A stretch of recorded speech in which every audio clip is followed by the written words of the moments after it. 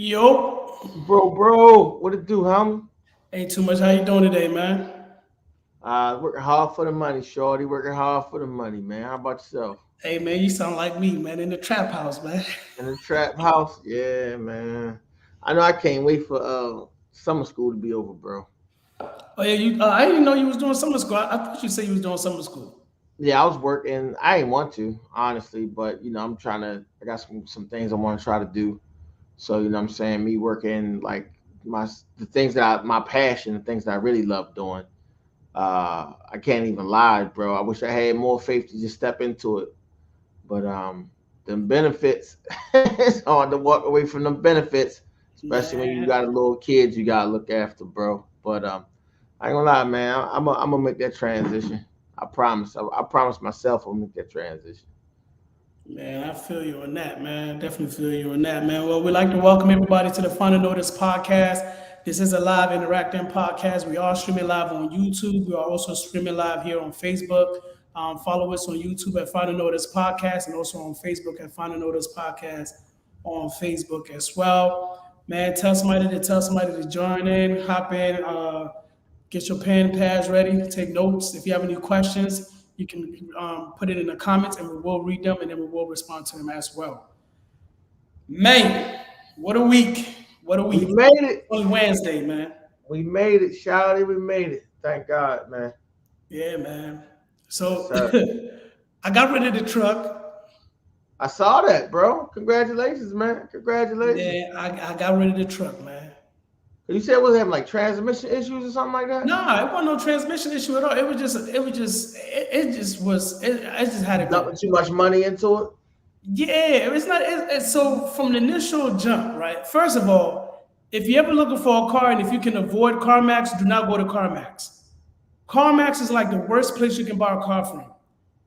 So if you are watching this and you are in the search for a car, even if they offer you $1,000 extra than what somebody else will offer you for your car or whatever, do not go.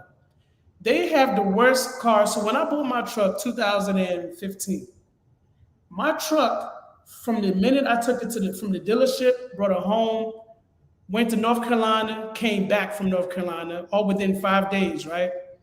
My truck spent 2 months at the dealership right after that. What? At a Dodge dealership, yeah. Mm. They changed the computer mechanism, I guess the chip in the computer, they changed that. They changed the drive shaft. I pretty much had like a brand new car. The only thing they didn't replace was the transmission and the engine. Right, Everything else, right, all so it was like a issue where there's a vibration in the car when you driving and like it just automatically come out of nowhere. The car right. was shut off automatically on 495 with no power in the car. It was like the worst That's experience. dangerous. So it was like I dealt with the joint for a minute, and then it was like last week Wednesday, that was the straw that broke the camel's back, man. Oh man. But I see you got that pretty act there, bro. Yes, sir, I did. I did. I mean, hey, I look, I jumped tell you out the story. I there. had a friend of mine like some years ago. And Mhm. she dropped her car off at my house, man. She went to New York. She's like, man, you can drive it while you're here. I drove Mhm. that Acura to the grocery store and back, and I left that car in front of my house until she came back. Hey, yo, man, Yeah, this thing took up too much gas, bro. I was like, yo, how you driving this thing from Virginia up here every day going day? That's crazy. I see yeah, why she man. didn't want to drive to New York. That thing, she had to fill that thing up like 10 times before she get up there and come back. Yes, sir. So I had to get rid of the truck, man. I had to part ways with it. Um, I don't miss it. So yeah, it's Hey, ain't no need missing something when you got something that's better, baby. You know what I'm saying? man. That's like looking at your ex saying, baby, I want you back when you married. Hey, Nah, man. hopefully when you get married, you're supposed to upgrade. Yup. So I had to pull that move, man. I definitely had to pull that move. Hmm. But yeah, man, God is good, man. God has been awesome, man. God has been doing Amen. great Amen. things. I just been patient. Everything that I do is out of patience. I don't rush for anything. I take my Right. time. When it's time, then it's time. So it was the time. But I'd like to welcome everybody in. Today we are talking about the boundaries of a relationship and the lack Okay. of. Okay. So that's the topic for today: the boundaries of relationship. And I know a lot of y'all is gonna want to get to know this because or want to tune in because we talking about boundaries, but a lot of us walk into relationships before the boundaries are set, and then we try to set the boundaries after we probably like knee deep in Absolutely. our relationship. Absolutely. Absolutely. So that's what we're talking about today. We're talking about the boundaries of relationship, and should it be set before we get in a relationship, or should it be set while we're in the relationship? Absolutely. I think I mean, unfortunately, I think it's more people, especially if you want to look at it from a believer standpoint, right? Because I know some Mhm. people, they got together, they was dating, they was fooling around, but once they got married or got deep into their relationship, the dynamics of their relationship changed. You know what I'm saying? Different things happen, different circumstances happen that caused them to, I guess different. I would say life just started life. You know what I'm saying? But it was Mhm. kind of like, how do you go back and correct something, or how do you go back and fix something after you already started down the journey or down the road? You know what I'm saying? Mhm. And I guess that's what we're gonna jump into. Yeah, and it's crazy because a lot of us we do jump into the relationship Mm-hmm. and then we figure out what we like and what we don't like when this was all been displayed before we even got into the relationship. Right. And a lot And of not to us, I mention, know, most of the times you wearing a mask, right? yeah, you have to wear that mask. You have to. A lot of us have to wear that mask because nowadays, especially nowadays, you scared to give yourself all to a person because you don't even know who you're dealing with. Absolutely. You know what Absolutely. I'm saying? Because you might be talking to a guy that, might be addicted to womanizer. You know what I'm saying? But he's looking for a commitment with one person. I mean, to be at least to come home to one person, but when he leave out the house, he has to have multiple. Yeah. Yeah. Or you might Yeah. be getting with a female who, if you're a man who have the olden type of standards where, you want a woman that when you come home, your food is cooked, some women play that role. But then you Right. might get with that woman that she's not like that. She's a new age woman where she has a career, she's taking care of kids, she also got other things on her plate. So now it's like the boundaries of what I'm doing and what you're doing is clashing, or what you're Right. not doing is Exactly. clashing. And Exactly. I think a lot of us, including myself, we walk into that, not knowing exactly where these boundaries are or how far this limit that we can go with the bound, how far can we push it?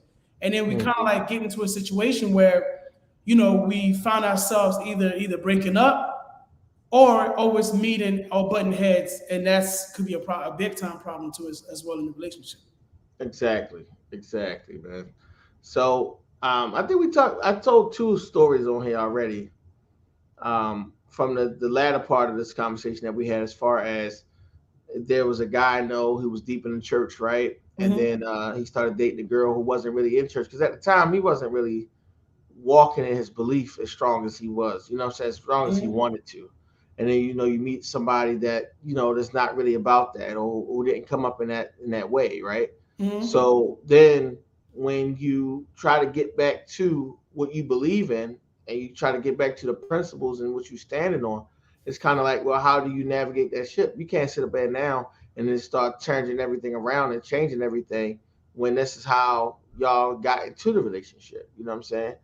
So those things require very deep conversations. Those things require your leadership, your conversation. And then if it's extreme, you know what I'm saying? And I'm guilty of it. You know what I'm saying? Like when you let your standard down, or, what I'm saying, when you want a particular thing or you're looking for a particular thing, and then next thing you know, what you stand for and who you are, you kind of lower that, and then things kind of get off rail. Me personally, I'm a little bit of an extremist. You know what I'm saying? I feel like in order for me to kind of like fix those type of situations, I'm gonna have to tear the whole thing down. You know what I'm saying? We're gonna have to burn this up and blow this up. And most times people don't want to do that. And I find it weird because I look at it like IKEA furniture. Anybody had to put IKEA furniture together knows that you're gonna make a mistake. You might read something backwards or something crazy. But the good thing about that is once you start something and you go down the road, and if you know it's broken, if you take it apart, or if you did it wrong or backwards, when you take it apart, you know how to do it the right way. You know how to fix it now. All right, now you have a better understanding on how these things are supposed to go. So I guess that's my reasoning and feeling like it's okay to start over in something as opposed to like you keep trying to put a band-aid on it and fix it and keep trying to go down the road. You know what I'm saying? It's just much simpler to just take the whole thing apart, get back to the root of it, and then build from there. And you know, I told y'all last week when we was on here on the last pod, I said I was gonna get, you know, be very transparent as far as like my relationship. You know what I'm saying? When me and Dana first got together, because when we first got together, I didn't have like boundaries as far as like, you know, whatever, how far or whatever, you know what I'm saying? I didn't really have any boundaries, you know what I'm saying? Only thing I had was a trust issue. I had a real trust issue because one, I came from a home where there was a lack of trust from my dad's side. So as a man, I had that issue with me even trusting myself. You dig what I'm saying? To be a good husband or to be a good boyfriend or, you know, in a relationship. Because I saw my dad do what he wanted to do, go and come as he pleased, father as many kids as he wanted, father. And really, I didn't feel like he was reprimanded for that. So I didn't even trust myself to be in a relationship where I don't fall in that same footsteps. Because I remember my dad said something to me, and I think he was almost trying to curse me.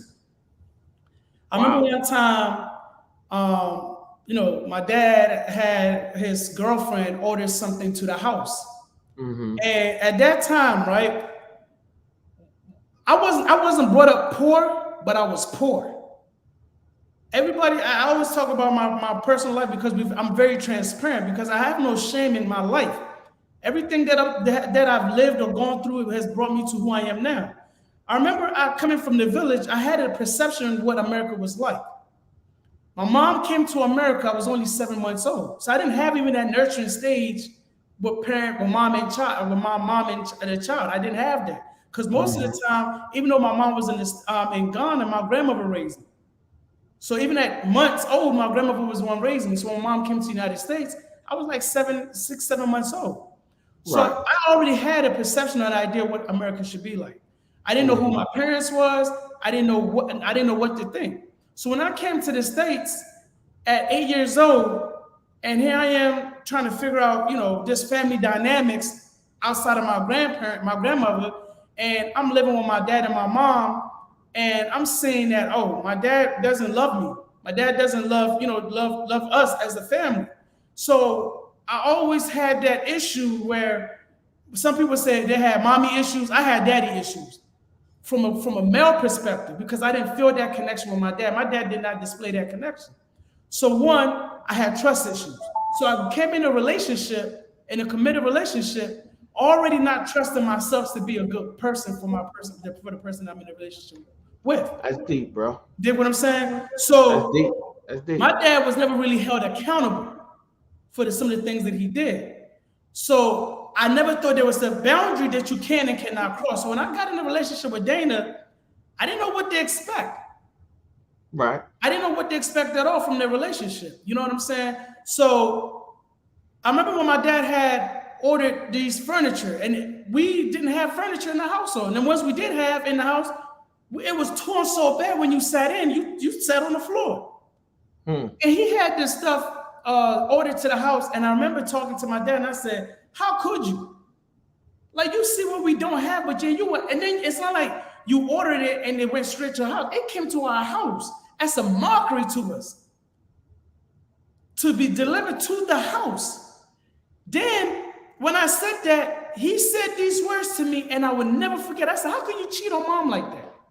How can you treat her like that? And he said, wait, you are coming, you'll get there. And I never understood why he said that. I always felt like he was saying it that I also would be like him. Wow. So that boundaries, I never knew what boundaries was in a relationship because I didn't see I saw from my mom, but not from my dad's side. You dig what I'm saying? Where my dad, I felt like my dad was allowed, not saying my mom said go ahead and do it, but my dad was allowed to do any and everything he wanted and no real actions was taken behind it. So how was kind of like my exposure to, you know what I'm saying, boundaries or the lack of boundaries or being boundaries set in the relationship, in the marriage for that matter. So how did y'all go about developing and establishing those boundaries, bro? Because I mean, eventually, there's some things that you knew that about you that you probably didn't like or didn't want or wanted to see. You know what I'm saying? Like, so how did y'all both go about establishing and clearing those boundaries? As far as me and Dana, Yeah, yeah. well, it I mean, wasn't since mostly, you're here, it wasn't really from her side. right, right. So the boundaries that I had to set, because when I first got with Dana, I was trust issues, Mm-hmm. especially with Destiny's father. You dig what I'm saying? I ain't never really liked him. I never really cared for him. But did I Right. respect him out of the love for Destiny? Yes. You know what I'm Mm-hmm. saying? So it's like he would say little slick things. You know what I'm saying? And then it was like he was triggering it. So I had to learn. I said, okay. After we having Ezra, I was like, all right. She doesn't really party like that. She works 2 jobs. She's working like me. You dig what I'm saying? She go and she come home. You know what I'm saying? So I started really working on myself. I had to start trusting myself as a man. I had to trust myself to be able to build myself up. It wasn't something that my significant other can do because it wasn't her burden to carry. It was my burden. I think most of the time in relationships, we put our issues or our burdens on the person that we're in a relationship with, and that strains that particular partner to the point where they have enough and they just up and leave. Mm-hmm. Whereby the Mm-hmm. burden that we carry is something that we have to work through. So I had to really work on myself and how to really trust myself. Once I got that trusting for myself, like, yo, you got this. You can do this. You don't have to be able to, you know what I'm saying? You don't have to, where you going? What you going with? What time you coming back? I had to trust myself. Once I trusted myself to be secure, I started being insecure. So in our relationship, it started off really shaky because of me. But once I started building up myself and really understanding that, hey, you don't have to really set a boundary and tell a person what they can and cannot do.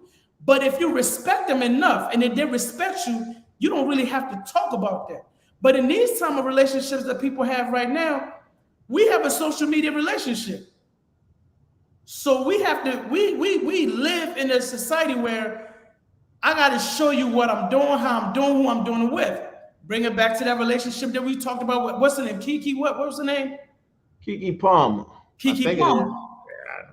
When Yeah. that situation really happened, first of all, you got to know who you're dealing with. You got to know who you're in a relationship with, right? Mm-hmm. Some people said that she was wrong. Some people said that she wasn't wrong. But then I'm looking at it from the male perspective, like, man, not too long ago, you was telling her to check her, you know what I'm saying? Right on Instagram, it's like, yo, ain't she fat? Ain't she fat? You living, you showing her off to social media. You giving away what you got.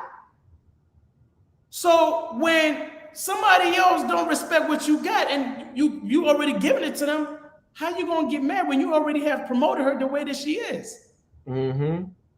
You accepted it, yeah. And now she got a song on stage saying that the baby gave her behind and she don't need no Negro. So hey man, he lit the fuel. He did it. He did all that. I mean personally Now think he's a clown for real, but now had they had a boundary of respect because everything is based off of respect. If you set a boundary out of disrespect, ain't nobody gonna respect it. Mm-hmm. No man, no woman is gonna respect a boundary that is given out of disrespect. But if there's the level of respect, right? Hey, Yeah. what's mine is mine. I'm not going to share with the rest of the world, and what's with same vice versa with me. We're not going to share each other with the world. Then it's a level of respect.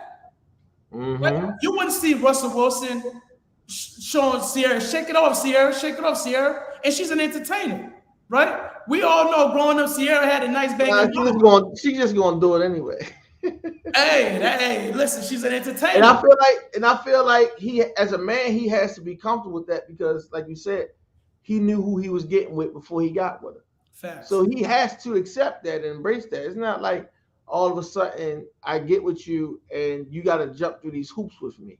That's one Facts. of the things that I said. Like, I'm a very spiritual guy. I believe in God and things like that. But the people that I want to get in a relationship with, I would love for them to get in a relationship with God for themselves, not for me. Don't do nothing for me. Don't change for me. I want you to do it because you feel like it is something that you can benefit from. I feel Mm-hmm. like, you know what I'm saying? Like when I move or if I have a thought or if I'm moving a certain way and doing a certain thing, you would understand how I'm moving because I'm moving according to his will, not my own. Mm-hmm. So when we come to a crossroads and we come to a disagreement and we don't understand certain things, we already know how we're going to go about solving this problem. We already know how we're going to handle the situation moving forward. And it don't have to be a whole bunch of not knowing or understanding what to do at this point. You know what I'm saying? Mm-hmm. Because I was in a situation where, the person was spiteful. We go to bed angry. We ain't talking to one another. I don't never want to do that, bro. I never want to go to bed angry. I want to share the same bed. I want to be at peace. I want to be happy. You know what I'm saying? Like those are the things that I want. Love, peace, joy, happiness. I don't want to have all of this unspoken contentiousness. And then, we walk around the house not speaking to one another. Like that's a recipe for disaster. And if we don't have a foundation and a basis of our understanding of how we're gonna move forward, you can't do it. A house divided can't stand. So you Mm-hmm. can't move in the way that you feel like you want to move, and I can't move the way that I say that I want to move. We're gonna clash and bump heads. Again, if we both sacrificing all the time, what are we gonna have to build? You know what I'm saying? That's why I want somebody. I feel like we can move in those directions where we can go together and build together, as opposed to always fighting one another or it's supposed to always like not being happy and like no, I don't want to live that way. So let me What ask it you say? this. It's better to live on the top of a roof in the corner of a roof than be in a house with a contentious woman. And I say man too for that instance because you know what I'm saying he only said that because he was talking to his son. But I say that the same way for to a woman. It's better to live on the rooftop in the corner to live in a house with a contentious man who just want to just go back and forth with you all day long. You know what I'm saying? And then just all these dumb rules and stuff. But I ain't living on no roof. It's too hot right now. So let me ask you this. Do you think or do you agree that these boundaries should be set before the relationship goes any further, like from the initial So, beginning? so ideally, I would say yes, but you got to understand, like, so this is my issue with some things, right? You know how you meet a person, they be like, love me for who I am, love me, I'm this way, and I'll be like, but you ain't the same person you was last week. You know what I'm saying? Like, I want a person to love me for me, but you ain't even the same person that you were last week. And if you were, that means you didn't have no type of growth. You didn't grow. You know what I'm saying? You're not the same person you was last year. Because if you now, what I would want to do is love you for the person that you can become, for the person that you were created to be. I would love you for that. But see, when you're talking about what you're asking, is like sometimes people don't even get that revelation of who they are and their identity until after they get with somebody. You know what I'm saying? But that's a conversation. But ideally, yes, you would think somebody would want to set those boundaries before you get in a relationship. But sometimes you just don't figure out who you are when you get going through that process. So I think it's hard though, man. I really feel like it's hard because most of the time when you meet somebody, you really don't even give them your all. You make them earn you. As bro, most of us, the ones who have the successful, relationships, in regards to how long they're with somebody. When you meet somebody, you pretty much reserve. You're really trying to figure out who that person is. So by the time you really figure it out, oh, you love this person, you done faked it so much to that point where those red flags, it would be hard to talk about those red flags because 9 out of 10, you you overlooked them because you was trying to get to know them. I don't know because I need somebody to help me understand because when we talk about the boundaries of relationship, you can't really set a boundary until you are in that relationship. you're absolutely well. You kind of right, but in a way, like I said, with me, my boundaries and my standard, I call them standards, but I guess the boundaries would be love, peace, joy, happiness. So if you come home every day and you one of them complaining people and you nagging, guess what? I don't really care to talk to you. I don't care to like because all our conversations are going to be that way. We're not going to be talking about life. We're not going to talk about positivity. More than likely, I'm going to spend most of the time trying to encourage you and feed you and build you up. Then it's like, what am I getting out of that? You know what I'm saying? So I guess those are my boundaries. Like, I really don't know.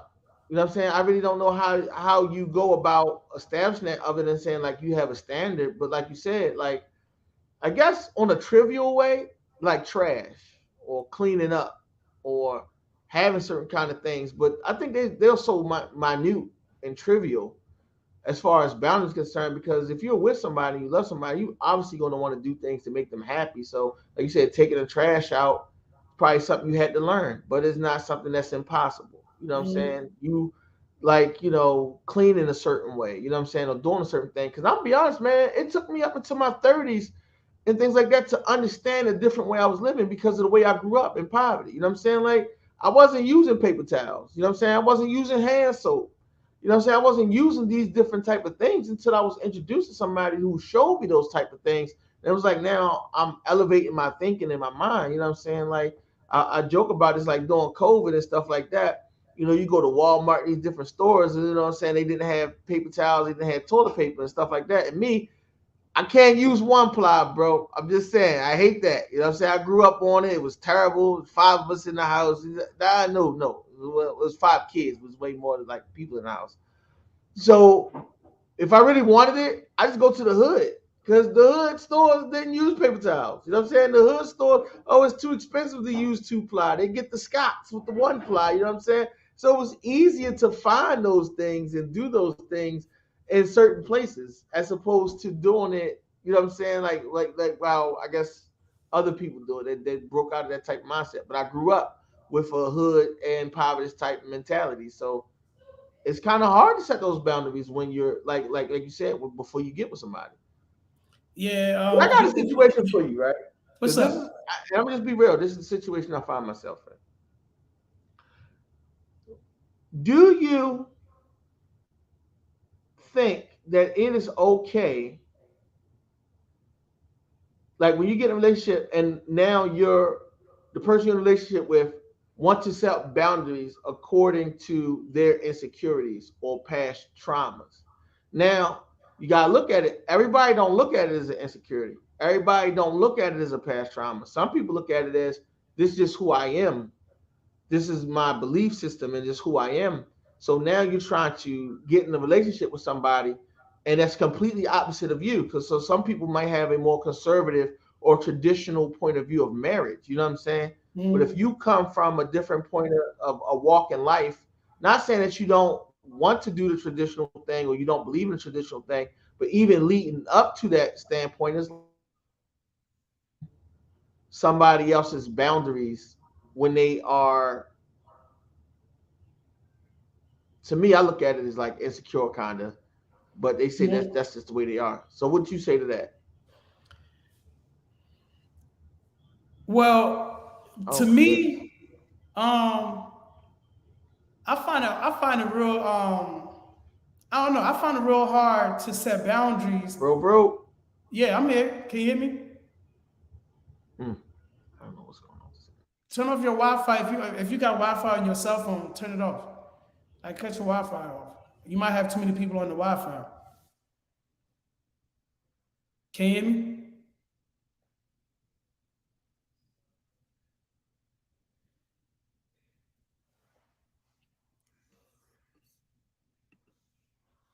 So while he get his computer together and his Wi-Fi, we gonna keep on rolling. So to me, to answer his question, well, I'm gonna wait till you come back. So today we talking about the boundaries of a relationship, and the lack of boundaries that we set before we get into the relationship, and then we get into these relationships, and then we really try to set the boundaries. To me, I feel like it's not fair to the person that you're in the relationship with. If you didn't set that expectation of that boundary before y'all got into that relationship, then it's going to be very hard because you might be already in your ways of the way that you are in the relationship for you to go back, right? And then try to establish something new and say, you know what? This is how it's going to be moving forward. It's going to be very hard. And I feel like a lot of us get into these relationships and then we try to set these boundaries when really maybe we should have these conversations before we got too deep into the relationship. I think he's back. Hold on. I You got good? kicked, bro. I got kicked. I don't know what's happening. You know what I'm saying? But to answer your question, I feel like it's not fair for the person that you're with. if you setting boundaries when you're in relationship based off your past trauma or your past experiences, that's the conversation you should have before you get into the relationship. Right. You know what I'm saying? Like that courting process, that getting to know you process, you know, you got to ask the right questions. Ask the right questions before it gets too deep. A lot of us, we go for physical attraction. We go about, Right. oh, is he fine? Oh, he's driving a nice car. Oh, he got a nice house. Oh, he got this and he got that. Oh, he ain't got no kids. Oh, he's a good catch. Yeah, he don't have none of that, but he's an alcoholic. Yeah, he ain't got none of that, but he's an abusive guy. So, you know, you got to ask these questions rather than going off of what that physical presence or what that physical implementation is, where you look at him like, oh, this is it. No, it's not it, sister. No, it's not, brother, because that woman that you just said was it. She's it for everybody. Right. That brother that you said was it. It's it for every female in the neighborhood. But you can't get mad at him or get mad at her when y'all get in a relationship and all of a sudden now he done triggered your insecurities. Now you trying to set that boundaries. You should have thought about that before you went off for that physical attraction. So it's not, no, it's not fair. These are things that we can talk, to have these conversations. When I got with Dana, one thing I told Dana, I said, hey, that dude that you met from Coppin, that ain't the same dude right now. Right. You met a hustler at college. Yeah, I'm hustling here and there, but it's not what I want to do. I'm doing this because I'm just trying to get my bills paid. It ain't because I want to be Frank Lucas of Landover, Maryland. That's not what I'm trying to be. Right. When I got with Dana, I said, look, man, God first, everything else follow. This is who I am. Right. See, that was a problem with her baby father because he thought that I was the same dude from college. Oh yeah, you with him because he got money. No, that's not the same dude. No, I didn't. That's not the same dude that threw away 3 years of college education. I'm trying to get to where I need to go. Right. So she knew who I was. I went to church with Dana. I went to conventions with Dana, church conventions with Dana. She knew what I was about. She knew who I was. That's not no front. She knew my ugly side. She knew my good side. She knew. If anybody said, Dana, tell me about JoJo. If she can't, then that's just her not saying nothing. But she knew who I was when she got with me. Right? I've always been transparent.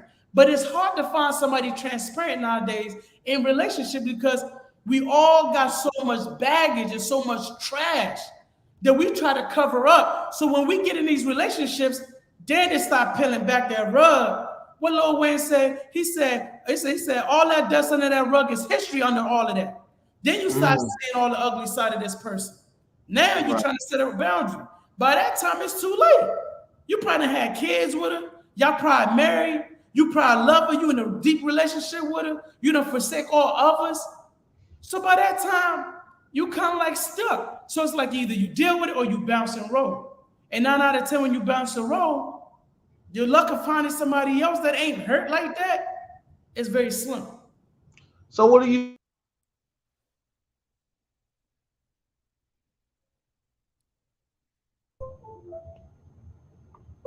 You still there?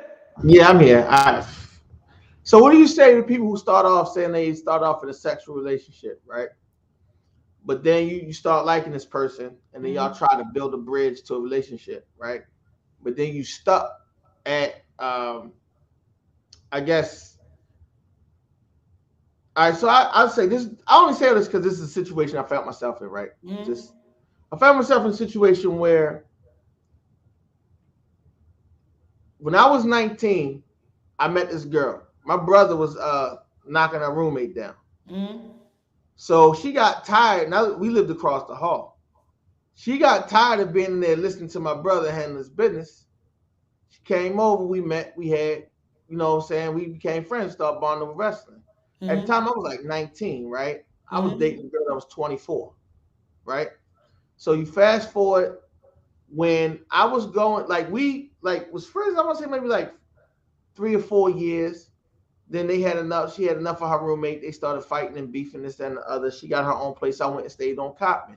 We didn't talk to each other for a long period of time until I was about to go through my divorce. Right? When I was going through my divorce, we ran into each other, kind of reunited after all of this time, right? And then I say this because she knows everything about me, bro. When I say everything, everything. That's how good of a friend she is to me. She was there in my lowest moments. Like it was times I had to wake up at 5 o'clock in the morning, go get my daughter ready. And because, like I said, my daughter used to feel her growing pains. It wasn't like she can walk a lot of places, so I had to carry her to the bus stop, take her from the 5 up to the 44. If anybody from Baltimore know, get on Frankfurt Harford Road. Had to drop her off there and then go downtown to work. You know what I'm saying? And my homegirl used to live around in the area. I used to catch a ride with her in the morning sometimes, and we'd get to work. But she knew everything. But at the time when I was getting out of my marriage, she was getting ready to get married, right? We have conversations and other. To me, she's also from New York, so to me, she's like a different breed of people. All of them hang around a bunch of dudes anyway, and this, that, and the other. She'll tell you she don't have a lot of girlfriends and stuff like that because girls are too catty and all these other weird things. But she always like hung around dudes or whatever. Now, once she got married, tried to give her game and things like that, and I feel like our relationship always been like a transparent one. Like every deep, dark, secret, hurtful thing that I've ever experienced and been through, embarrassing things like that, she knows about it. Every single girl I ever dated, this, that, and the other things that I went through, she knows about it. So she's like a friend to me. You know what I'm saying? She's married, and her husband doesn't necessarily know about me because to her he's insecure and a lot of different things is going on with them and a lot of different. I won't get into their marriage and their relationship and things like that. But me and him don't really know too much about it. Fast forward, I get into a relationship with a girl. We started off, it was a sexual type relationship, but then we tried to build something out of it, right? And this will make me think about the whole thing with the with Keke Palmer and stuff like that. It's like just knowing your role, knowing how things were, right? But you try to build this relationship and you try to doing a certain thing, but then you find yourself in a situation where her ex-husband cheated on her, right? And this and the other. But she'll tell you she always was a traditionalist in the roles of marriage and things like that. Like, oh, y'all not supposed to have male best friends and female best friends. And I think she really had an issue or problem with me and her relationship. So to all of that, you say what? You know what I'm saying? Because my thing was like even this week, like, you know what I'm saying? Like, even if like you get invited out and things like that, and you do certain things with certain people, it's kind of like, well, how do you internalize, you know what I'm saying? Because I got married friends. I got people, I want to say we friends, or we close, this and the other. This weekend, a friend of mine who's married invited me out to our class reunion because her husband couldn't make it. We go back as far as middle school, bro. We never did nothing to another. Like we hit each other up every now and then, say, yo, what's good?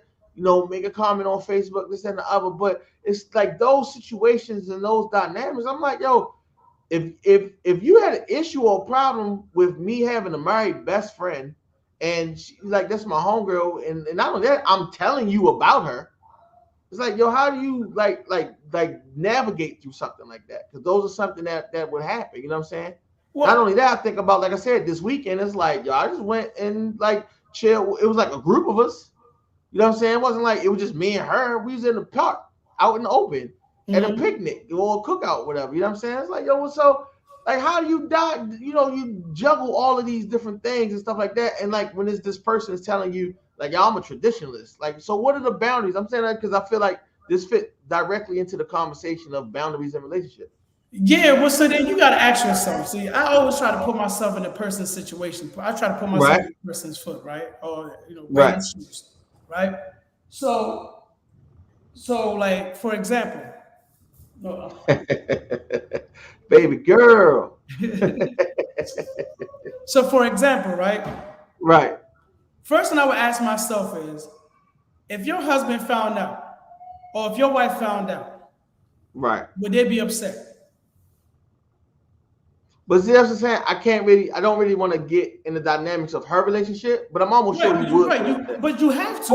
Like even this weekend, though, if her husband found out, he would have been okay with it because I know him too. Now I know him. Me and him cool. Like, I ran into him. We had casual conversations, asking about his daughter, this, that, and the other. I know him.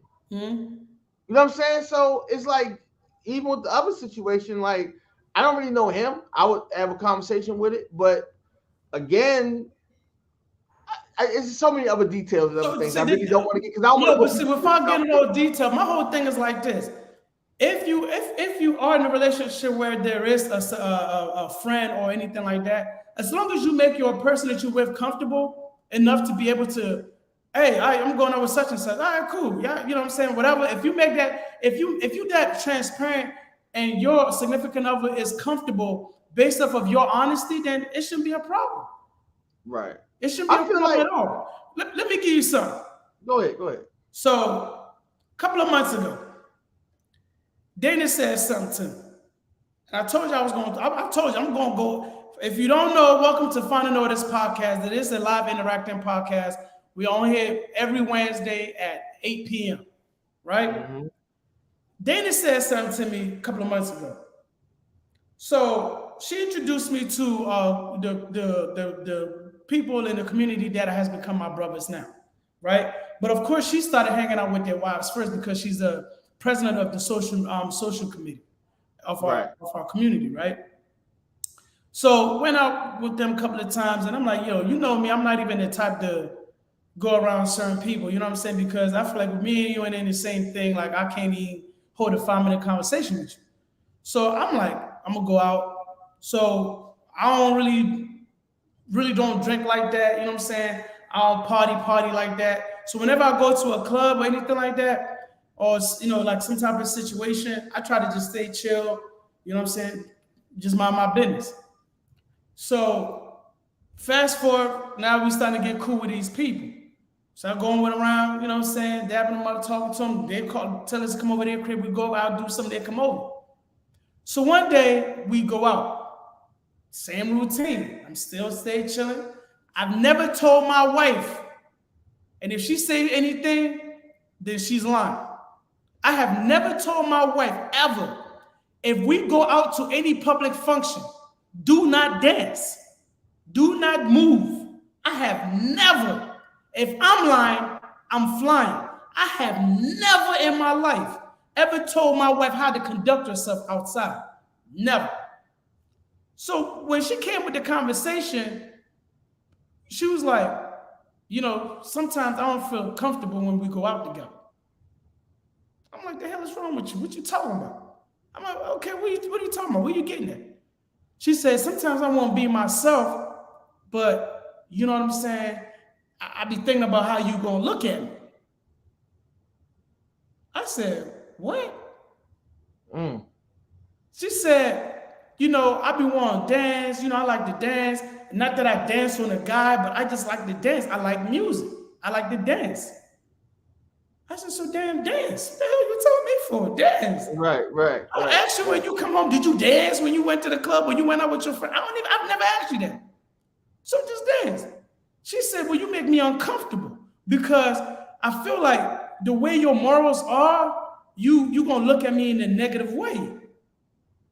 So at first I was taking a negative, but then I had to think, I'm like, do I give her that, do I give her that impression where she feel like there's a boundary of how she can enjoy herself when she go out? Mm-hmm. I had to analyze. It's not about always taking everything negative. You know what I'm saying? When you're in a relationship, or when you get in a relationship and somebody's telling you something, it's not necessarily saying it's a bad thing. It's sometimes it's a good thing. Because I had to sit there and I said, maybe I am giving her that vibe. So I said, Dana, man, I love you, man. I trust you. I said, man, you want to dance.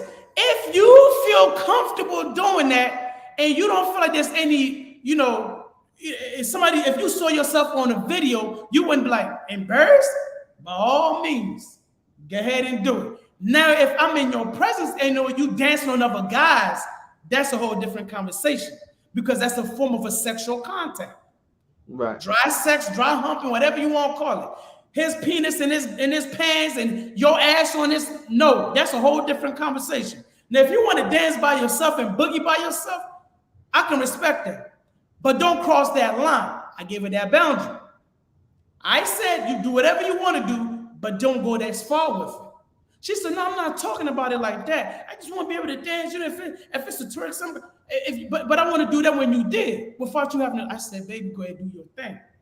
So when she said that, when we go out, and music come on, I'm like, hey man, I want to see you dance. I want to make her feel comfortable, even though she thinks that there's a boundary for her. No, go feel comfortable because you know why?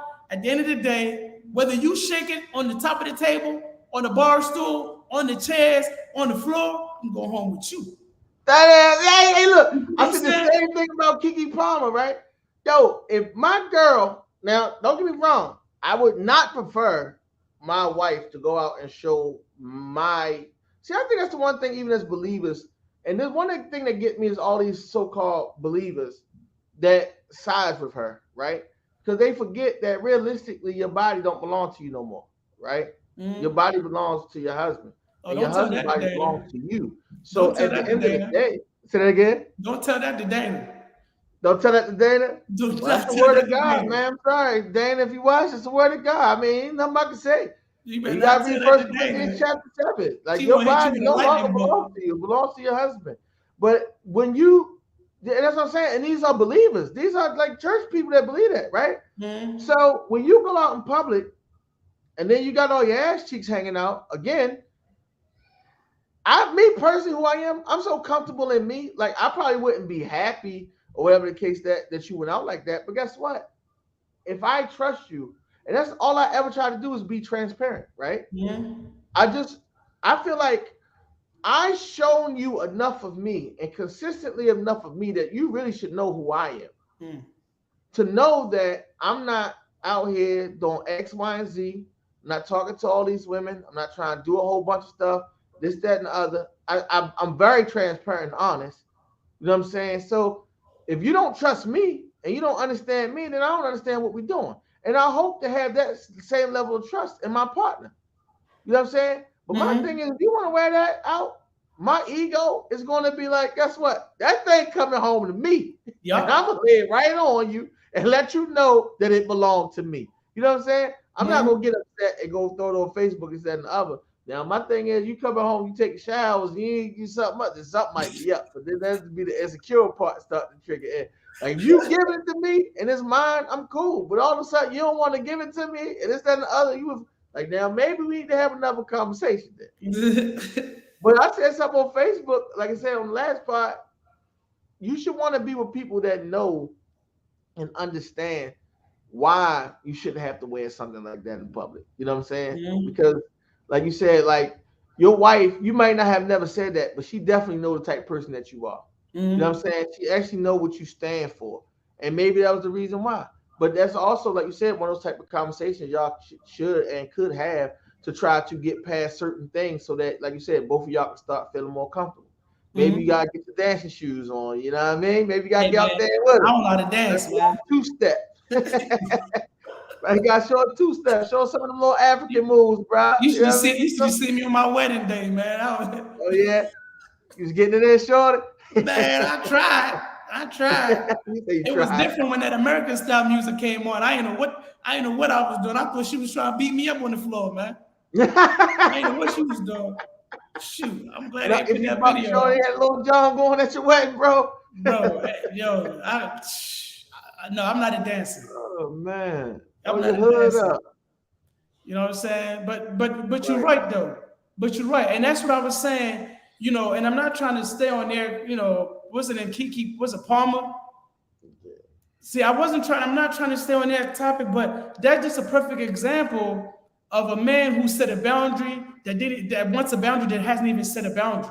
He set a boundary, a false boundary for himself when he showed her on Instagram live and told her to turn around and shake it. Then when you really look at the video, it wasn't like she was grinding up on him. She was just playing the part of what the music he was singing. Yeah, but like you said, I think it was more so the part about her butt hanging out and all this other stuff. Hey man, he knew what she had on before she left the house. My thing is he played himself. Now don't get me wrong, you got some of these alpha males out here and all this other stuff that be talking about, oh, she making black women look bad, you're a mother with a child and all this other stuff. Yeah, I mean, to a certain degree, I get all of that. I mean, if you looking at it from a traditionalist and you looking at it from a certain frame of mind. But realistically, you cannot exclude the fact that the world today is the world today. I'm not saying you have to go out there and do all of these things and be all of these things. Yes, you can still have these belief systems and this, that, and the other, but I don't really have to judge or look at anybody and talk down on them about what she doing, about what he doing. I'm just speaking from a male's aspect about him and his decision making. Like you said, it was him who did not have the conversation. It was him who did not, because he's the one that obviously had an issue with it. You know what I'm saying? You didn't have that conversation. Somewhere down the line, you didn't set, like you said, set those boundaries or had that conversation. But at the same time, when Shorty the breadwinner, you're a stay home dad, and you ain't really right. I mean, how much weight can you really throw around? My question is, did you not see what your wife had on when she handed you the baby, handed you the bib, handed you the pacifier, handed you the wipes, and told you she was coming back? You didn't see what she had on? Yeah. Look, listen, man. Then it'd be going out. Then it'd be like, "What you think about this?" I'd be like, "Baby, it look good on you." I married you because you had curves. If you a woman that don't have curves, you wouldn't even. I wouldn't be with you. You my ideal mate. Physically, I'm attracted to you. So when I buy you something, I want it tight on you. When I look at you when we out, I want to see something tight on you. So if you feel comfortable wearing it, if you ask me, I'm gonna tell you yeah. Because one, I know you ain't about to go out there and you ain't about to pull your skirt up. You know what I'm saying? I don't even think like that. So if you comfortable, that's cool. But my whole thing is, he knew what his wife had on, or his girlfriend or baby mother, however you want to refer to, had on before she left out the house. If you felt like her ass cheeks was hanging out too much, you could have told her, put a tight dress on. Put a dress on. Do something, change it. But don't go out there and let social media ruin your relationship. And that's what I said in the beginning. Nowadays, we live in a society where our relationships is based off of what social media tells us our relationship should be. Now I heard they done broke up. And not having the real conversations and different things like that, I mean, It is weird because I sit back and I think about a lot of situations that I was in. I was in a situation with somebody that was like super ultra conservative and things like that. Like, I used to party. I used to say, I'm a lively person. I like having fun. And they didn't want to even dance. They didn't even want to go out and do anything and move. You learn how to adjust to all of those different things. But at the end of the day, when you're moving forward and you're trying to move forward, you got to find a person that is more compatible with you, and the person that's willing to walk in the same direction with you, have the same goals and things like that, as opposed to you really saying like, yo, we're going to just build something and create something, and now you have to morph into a whole nother person that you ain't, that's really not you. You know what I'm saying? Like, now I'm going to be me, because I feel like when I went through my last situation, I was somebody that I wasn't. And I'm never going to be that. You know what I'm saying? I'm never going to sit back and trade in my identity. I'm never going to trade in, my happiness and my joy to try to fit in your box. You know what I'm saying? Like, I became a very emotional, unstable person. You know what I'm saying? Because I was trying to do something to make somebody else happy. No, it's easier to make sure y'all puzzle pieces fit together and y'all can move in a certain direction, as opposed to you sitting back trying to compromise who you are. I love having fun. I love laughing. I'm a goofy somebody, you know what I'm saying? And then it's like, you try to talk to these people, you deal with these different people, and like, yo, you can't even be yourself. You can't even be expressive. You know what I'm saying? Like, no, I would never do that again. I had somebody told me I sang too much. Like, I love singing. You know what I'm saying? Like, oh no, you sing too much. Dang, which one we stop singing? And I actually did that. I traded a lot of things in, bro. I traded a lot of things in to try to make people happy. But now I'm me. I don't feel like I'm compromising me for anything. Now, if you want to show me something that I feel like I can be better at, you want to show me something where, I can benefit as a man, as a father, as a leader, I'm willing to look. I'm willing to listen. Outside of that, no, I'm not going to do it. Yeah, man, I'm with you on that, man. Again, we talking about the boundaries of a relationship. This is Final Notice Podcast. We do stream live on Wednesdays at 8 p.m. on YouTube at Final Notice Podcast on YouTube, as well as on Facebook at Final Notice Podcast as well. I think we should have this conversation again and maybe bring some people on, kind of like get a different perspective, because that is a question that I think a lot of us would want to ask. Should there be a boundary set before or during or when you're in the relationship? I say it should be set before you get in a relationship. Some people may, Ideally, yeah. some people may not agree to that because one, you don't really know the person you're dealing with when you first get with them, But if you are transparent about your likes and dislikes from the initial beginning, that's like the beginning of setting that boundaries. And a lot of us, we don't. We going in there saying, "Oh, I want him not to like me. I don't want her not to like me, so I'm not going to say this." Well, they say this. What Rick Ross said: "Closed mouth don't get fed on this boulevard."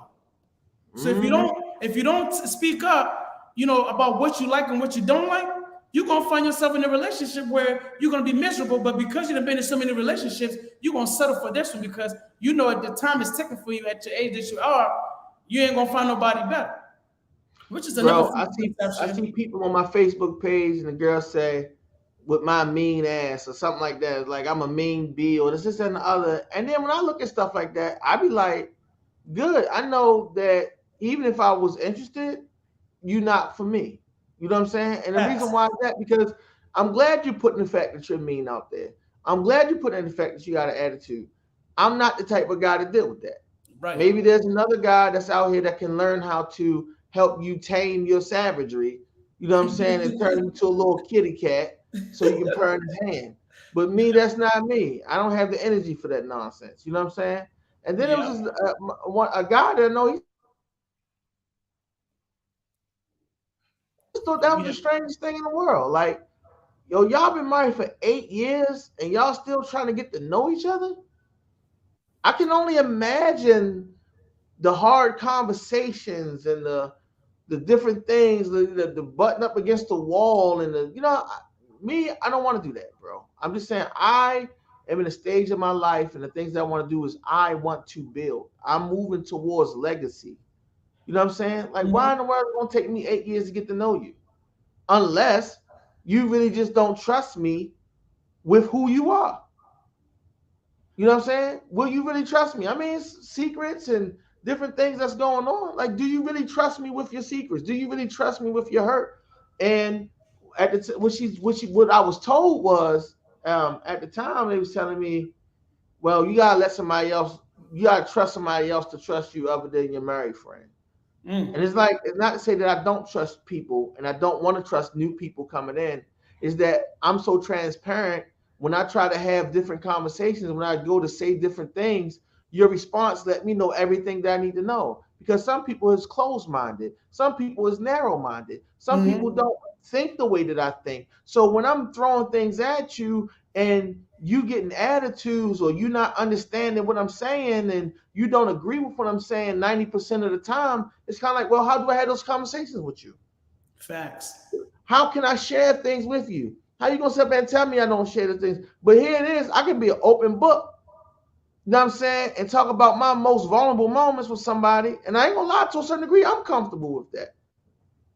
You know what I'm saying? Like, because out of everybody, family, homeboys that I had, that I don't have, the things that we bumped heads against this and the other, like, matter of fact, you're probably the only other male that I know. You're the only male that I know. No, you second one, because I could probably tell my daughter's godfather. But you're the only other male that I know that I feel comfortable with sharing everything with you, bro. And that's very hard to do. You know what I'm saying? Because I know, one, you're going to be honest and transparent. You're going to give me things to think about. If you don't know, you're going to say, I don't know. You know what I'm saying? But my thing is, make me think about something.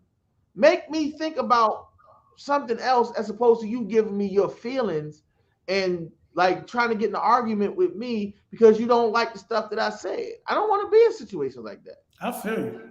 It's kind of tough. It's kind of tough. It's tough. It's like, well, who can I want to? I want to marry my best friend.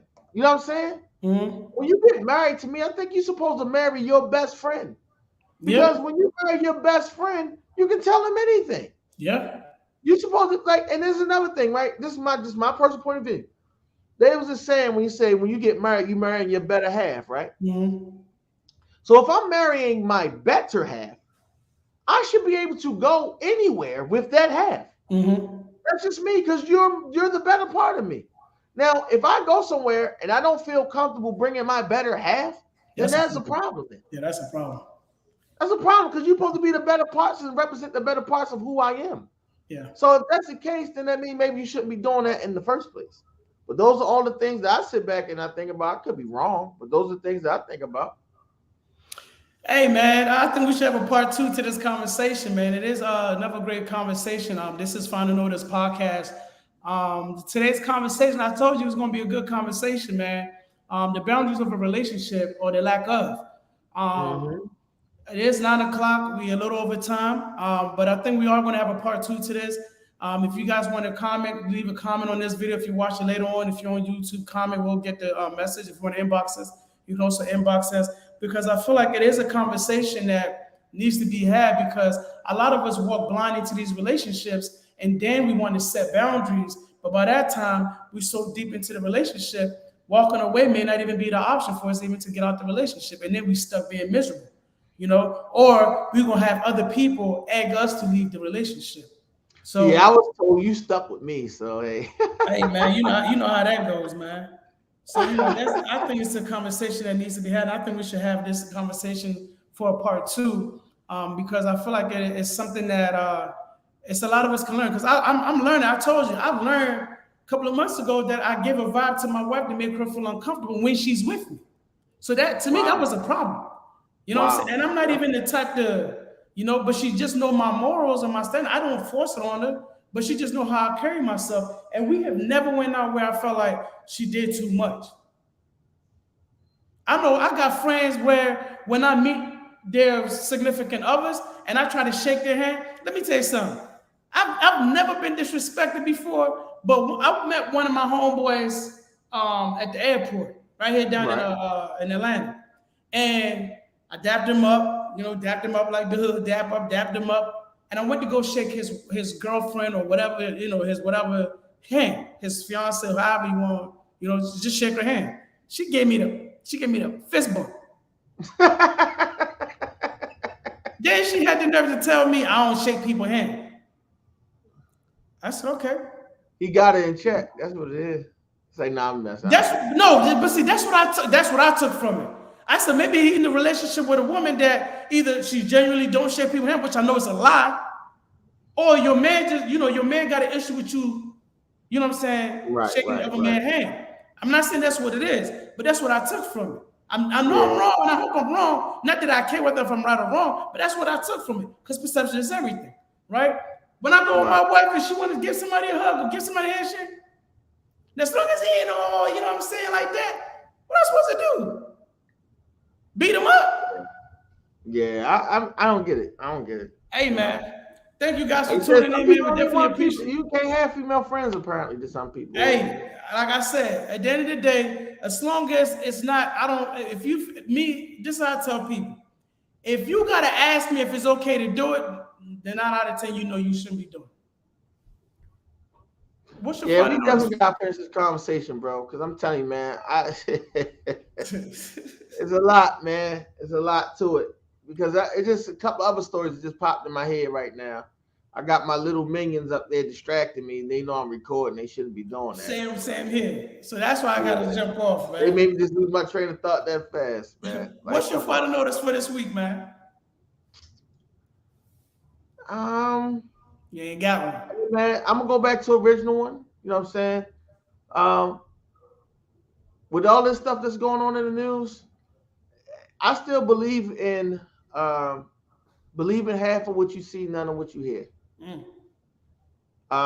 What they try to get us with? They try to get us with the Canadian fire. Nobody never seen the fire with the orange stars. Oh, then they try to get us with the UFOs or something like that. And I guess we didn't believe that too much. You know what I'm saying? Then they went back to the wild. No, they tried to get us with the submarine. You know what I'm saying? That didn't catch us with too much attention.